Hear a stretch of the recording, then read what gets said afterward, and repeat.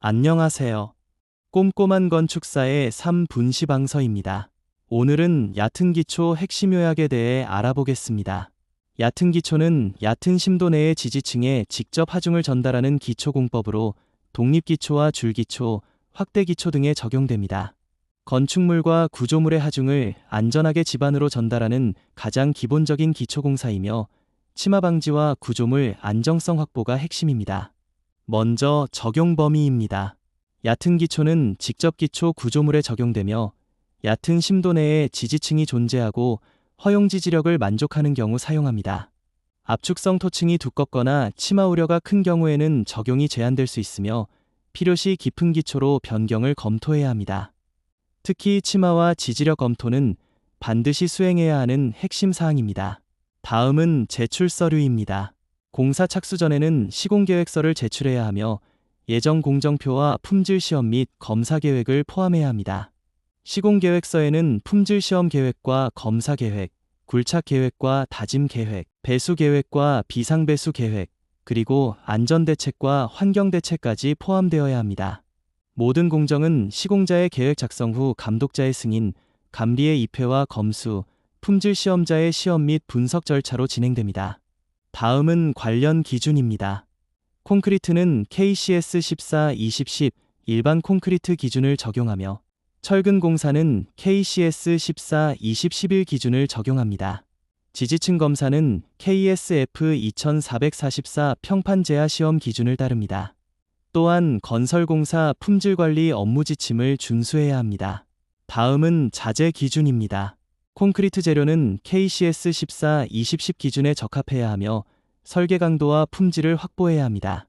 철근 재료 역시 KCS 14-20-11 기준에 적합한 제품을 사용해야 하며 규격과 품질 확보가 중요합니다. 다음은 시공 전 조사 핵심 사항입니다.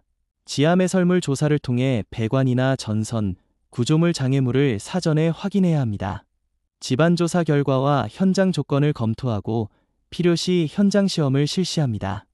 인접 구조물의 침하와 지지력 영향을 반드시 검토해야 하며 압축성 토층이나 특수 지반이 발견되면 지반 개량 또는 설계 변경을 검토해야 합니다. 다음은 기초 터파기와 바닥면 마무리입니다. 굴착은 안전하게 수행해야 하며 필요시 가시설과 흙막이를 설치합니다. 굴착 바닥은 평탄하게 마무리하고 용수나 우수가 유입되지 않도록 배수 처리를 해야 합니다. 자갈과 모래를 포설하는 경우 1층 다짐 두께는 20cm 이하로 관리합니다. 조약돌 포설 시에는 지름 80mm 이상의 재료를 사용하고 막자갈과 쇠석으로 간극을 충전한 후 충분히 다짐해야 합니다. 안반지지 기초는 경사 1대 4 이상 기준으로 계단식 또는 톱니식으로 마감합니다. 불순물과 이물질은 완전히 제거해야 하며 토사면은 충분한 다짐을 실시해야 합니다. 기초 설치 후에는 즉시 되메우기를 실시하고 배수여건 변화 관리도 중요합니다. 다음은 비탈면 안정 관리입니다. 시공 중에는 비탈면 안정 상태를 지속적으로 점검해야 합니다. 구조물 변상과 안전 경사를 유지하고 원래 상태의 비탈면 복구와 식재, 보호공법 적용이 필요합니다. 표면 유실 방지 조치도 반드시 수행해야 합니다. 다음은 기존 시설물 처리입니다. 굴착 전에는 기존 시설물의 위치와 깊이, 규모를 확인해야 합니다. 굴착 중 시설물 파손이 발생하지 않도록 주의해야 하며 이설이 필요한 경우 적법한 절차에 따라 이설합니다. 미확인 시설물이 발견되면 즉시 보고하고 공사를 중지한 후 감독자 지시에 따라 조치해야 합니다. 다음은 지지층 검사 핵심입니다. 얕은 기초에서 가장 중요한 품질관리 항목 중 하나가 평판 제하 시험입니다. 시험은 KSF 2444 기준에 따라 실시하며 집안의 실제 지지력을 확인하는 시험입니다. 시험 평판 최소 규격은 집안 두께의 2분의 1 이상 기준을 적용합니다. 시험 결과를 통해 설계 지지력이 확보되는지 확인하며 판정이 불분명할 경우에는 전문가 판단을 받아야 합니다. 필요시 평판 제하 시험 외 공내 제하 시험 등을 추가 적용할 수 있습니다. 다음은 물막이 차수와 물푸기 작업입니다.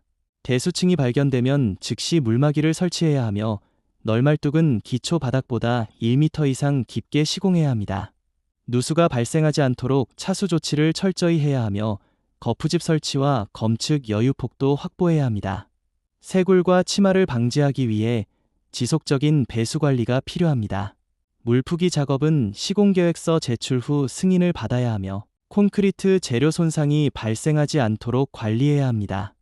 특히 콘크리트 타설 후 최소 24시간 이상 물푸기를 계속 실시해야 합니다. 다음은 시공기록 관리입니다.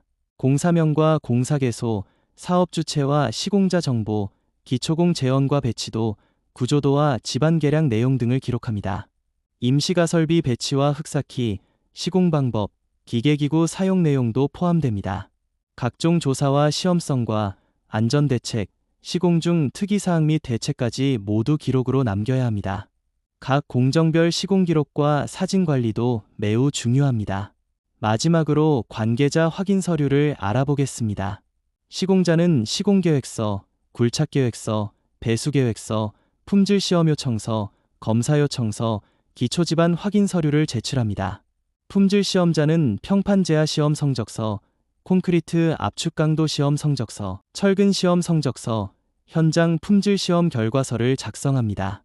감리는 시공계획서 검토, 시험 입회, 검측 확인서 작성, 품질시험 날인, 지지층 상태 확인, 시공 적정성 검토 업무를 수행합니다. 이상으로 오늘의 설명을 마치겠습니다. 시청해 주셔서 감사합니다.